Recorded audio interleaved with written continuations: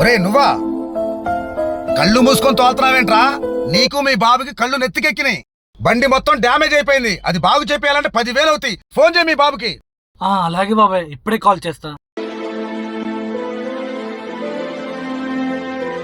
నానా, బాబాయ్ బండిని గుద్దేశాను, 10,000 కట్టి వెళ్ళమంటున్నాడు.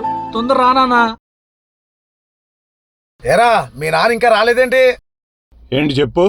నీ కొడుకు బండిని గుద్దేశాడు. అది బాగు చేయాలంటే 10,000 అవుతాయి. 10,000కి ఇంత రాత అందో దేనికి? 10,000 కాకపోతే ₹1,00,000 కడతాను. అమౌంట్ వచ్చింది చూసుకో, ₹1,00,000.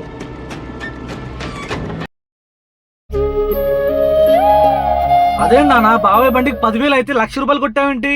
మనకేమైనా డబ్బులు చెట్లు కాస్తాయా? అరే బాబు, అసలు ఏం జరిగిందంటే, ఏముండే ప్రదీప్ గారు,